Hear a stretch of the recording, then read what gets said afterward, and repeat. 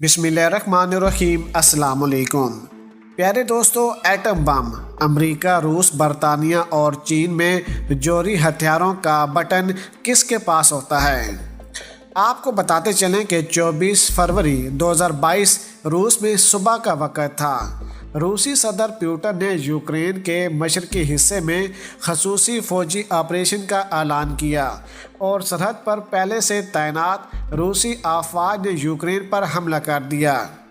हुजूम के लिहाज से रूस दुनिया का सबसे बड़ा मुल्क है और यूक्रेन 45वें नंबर पर बड़ा मुल्क है। आप देख लें कि इन दोनों ममालिक में कितना फ़र्क है और रूस दुनिया का सबसे बड़ा मुल्क है। रूस चाहता है कि ना तो यूक्रेन का नीटो का रुकन बनाया जाए और ना ही मशरकी ममालिक में नीटो अफ़वाज की तैनाती की जाए, लेकिन यूक्रेन उसका रुकन बनने के लिए नीटो के साथ तावन बढ़ाना चाहता है। इसके बाद 27 फरवरी को रूसी सदर ने अपने जौहरी हथियारों को खसूसी अलर्ट पर रखने का हुक्म दिया। दुनिया में जौहरी हथियारों का सबसे बड़ा ज़ख़ीरा रूस के पास ही है। ऐसे में माहिरीन का ख्याल है कि रूस के इस ऐलान से आलमी बहरान पैदा हो सकता है। ताहम रूस के अलावा अमेरिका, चीन और बरतानिया समेत कई दूसरे ममालिक के पास भी जौहरी हथियार मौजूद हैं। जौहरी हथियारों को तबाही के हथियार कहा जाता है। ऐसे में रूस के ऐलान से कशीदगी में इजाफा फितरी है। वीडियो को आगे बढ़ाने से पहले हमारे चैनल को सब्सक्राइब करें और हमारी वीडियो को हर जगह पर शेयर करें ताकि न्यूज़ से रिलेटेड जब भी हम कोई वीडियो अपलोड करें वो सबसे पहले आप अहबाब को मिल सके। लेकिन सवाल जहाँ पर यह है कि एटमी हथियारों के इस्तेमाल के प्रोटोकॉल क्या हैं? इन तबाहकुन हथियारों के ज़ख़ीरे की चाबियाँ किसके पास हैं? रूस, अमेरिका, चीन और बरतानिया में एटमी हथियारों का बटन कौन दबा सकता है? साबिक अमेरिकी मिसाइल लॉन्च अफसर बोरिस, जो इस दुनिया में नहीं रहे, ने 27 की तिहाई में अमेरिका के इंटेलिजेंस जौहरी मिसाइल अड्डों पर काम किया।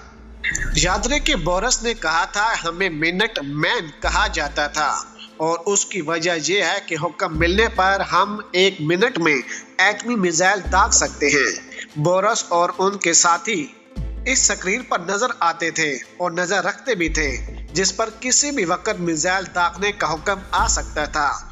उनका कहना था कि अमेरिकी निज़ाम में जौहरी हथियारों के इस्तेमाल का हुक्म सिर्फ एक शख्स दे सकता है और वो है मुल्क का सदर। इसलिए अमेरिकी सदर के साथ हर वक्त महसूस लोग होते हैं। उनके पास एक ब्रीफकेस मौजूद होता है जिसे न्यूक्लियर फुटबॉल कहते हैं। ये स्याह रंग का चमड़े का ब्रीफकेस देखने में बहुत ही आम सा होता है, लेकिन इसके अंदर खास आलात हैं जिनके जरिए सदर किसी भी वक्त अपने सीनियर मशीरों और कुछ दूसरे इंतहाई अहम लोगों से बात कर सकते हैं। बोरिस का कहना था इस ब्रीफकेस में एक कार्टून किताब की तरह का सफ़ा भी है जिसमें ग्राफिक्स के जरिए जंगी मंसूबे, जौहरी मिसाइल और उनके हदफ की तफसीलात दर्ज हैं। इसमें यह भी बताया गया है कि अगर हमला हुआ तो कितने लोग मारे जाने का इम्कान है। सदर को इन बातों को पलक झपकते ही समझाना होता है। फेडरेशन ऑफ अमेरिका साइंस की रिपोर्ट में कहा गया है कि एक अंदाजे के मुताबिक 2022 के आगाज तक दुनिया के 9 ममालिक के पास तकरीबन 12,700 जौहरी मिसाइल मौजूद हैं। इनमें से ज़्यादातर रूस के पास हैं और अमेरिका इस मामले में दूसरे नंबर पर है। उसके पास ऐसे 5,000 से ज़्यादा मिसाइल हैं। रिपोर्ट के मुताबिक रूस के पास 5,997, अमेरिका के पास 5,428, चीन के पास 350, फ्रांस के पास 290, बरतानिया के पास 225, पाकिस्तान के पास 165, इंडिया के पास 160, इसराइल के पास 90 और शुमाली कोरिया के पास 20 एटमी मिसाइल हैं। अमेरिका में मिसाइल दागने का अमल पेंटागन वार रूम से शुरू होता है, लेकिन उसके लिए सदारती हुक्म की ज़रूरत होती है। लेकिन सदर का हुक्म उसी वक्त माना जाता है जब वो मिसाइल लॉन्च अफसर को अपनी खास शिनाख्त बताते हैं और ये शिनाख्त बिस्किट नुमा प्लास्टिक कार्ड में होती है।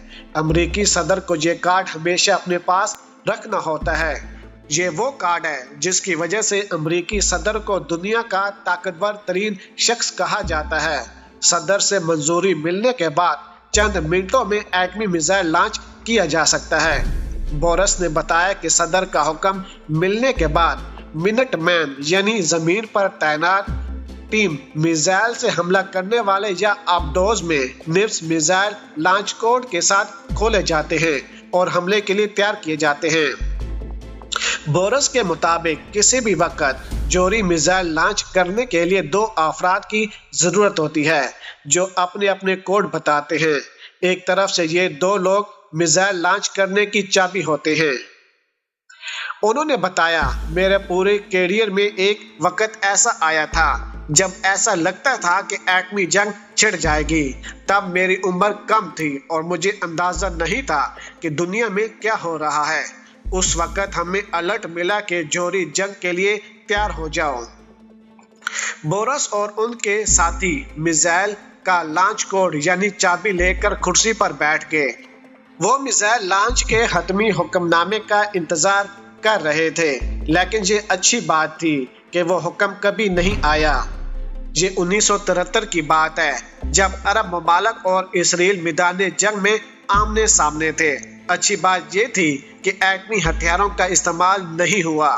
اس سے قبل 1960 کی دہائی میں کیوبا کے میزائل بحران کے دوران امریکہ اور سوویت یونین ایٹمی جنگ کے دہانے پر پہنچ چکے تھے۔ لیکن کیا امریکی صدر بغیر کسی دھمکی یا اشتعال کے اپنی طرف سے ایٹمی میزائل داغنے کا حکم دے سکتے ہیں؟ بورس نے کہا، ایسی صورتحال میں joint chief of staff committee کے سربراہ اس حکم کو ماننے سے انکار کر سکتے ہیں، لیکن ایسا ہونے کا امکان بہت کم ہے کیونکہ صدر کے ماتحت کام کرنے والے ایسے لوگوں کو حکم کی تکمیل کرنے کی تربیت دی جاتی ہے۔ اس لیے اگر کوئی صدر اپنی طرف سے ایٹمی میزائل لانچ کرنے کا حکم دیتا ہے تو اسے روکنا بہت مشکل ہے۔ پیارے دوستو، یہ تھی آج کی ویڈیو اور وہ تمام تر انفارمیشن جس میں ہم نے وہ تمام تر معلومات آپ کے سامنے رکھی اور آپ کو بتایا کہ کس طریقے سے ایٹمی حملے کا جو بٹن ہے وہ کس طریقے سے دبایا جا سکتا ہے اور کون کون سے ممالک اس کو دبا سکتے ہیں۔ آج کی ویڈیو آپ کو پسند آئی ہے تو ویڈیو کو لائک کریں، شیئر کریں اور اپنی قیمتی رائے سے میں ضرور آگاہ کیجیے گا۔ پاکستان زندہ باد۔